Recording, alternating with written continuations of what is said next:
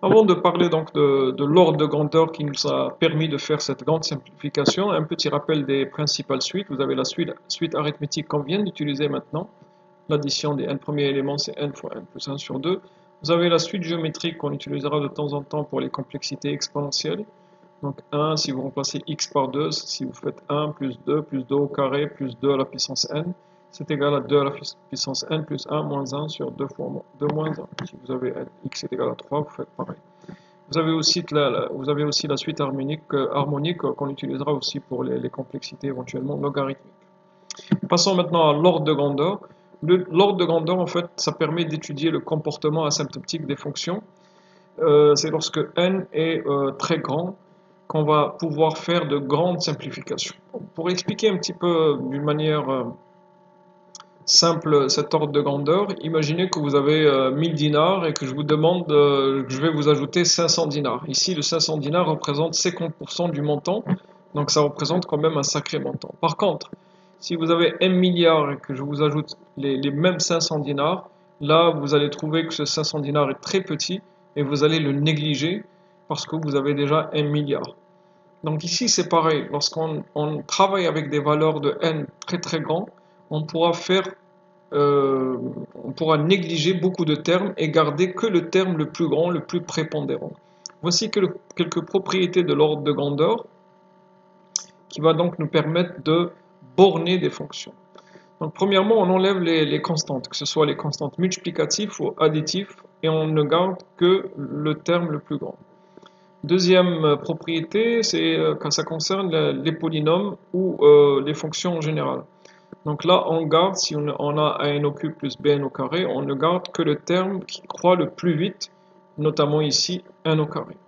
Le troisième, c'est un petit peu la suite du deuxième, c'est concernant les complexités exponentielles et les complexités polynomiales. Donc on vous dit dès maintenant, les complexités exponentielles sont plus rapides en croissance, pas plus rapides en exécution. Donc elles croient, elles augmentent, les complexités exponentielles augmentent d'une manière très très rapide, et donc les algorithmes qui ont cette complexité-là donnent un temps d'exécution très très grand. Rappelez-vous les milliards d'années dont je vous ai parlé. Donc là, le 2 à la puissance n, il est largement plus grand que d'ailleurs n'importe quel polynôme. Et la dernière remarque, ça concerne les logarithmes. On va voir qu'on pourra obtenir des fois des logarithmes à base de 2, à base de 3. Et en fait, ils ont presque le même taux de croissance. Et on pourra enlever la base et dire que cette complexité est tout simplement logarithmique. Allez, on résume maintenant la complexité trouvée. Donc on a dit pour le tri par insertion, la complexité pire cas, c'est ρ de n au carré. C'est lorsque le tableau est trié à l'envers. Vous êtes d'accord avec moi que c'est un cas très rare. D'habitude, on donne un tableau quelconque au tri par insertion. Donc, ρ de n carré représente une borne supérieure. Par contre, le meilleur cas, il n'a aucun intérêt. Ça nous donne ρ de n. C'est plus rapide, mais c'est lorsque vous donnez un tableau déjà trié. Alors, qu'est-ce qu'on peut tirer comme conclusion de cette analyse?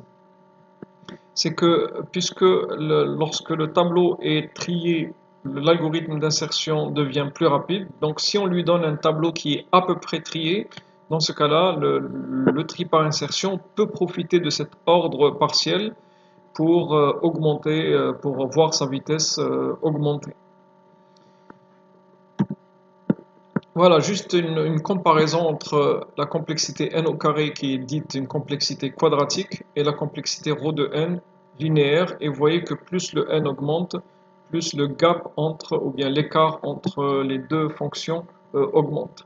Ρ de n au carré pour des valeurs de n environ de 10 000, 100 000, c'est quelques minutes, alors que ρ de n c'est des millisecondes, voire quelques petites secondes.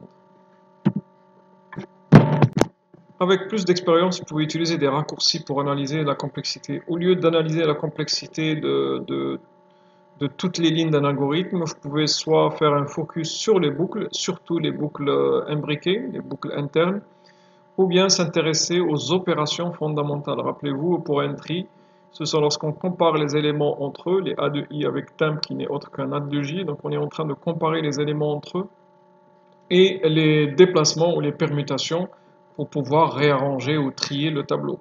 Donc si on s'intéresse à ces deux opérations élémentaires, ces deux opérations fondamentales, pardon, on trouvera rapidement la complexité.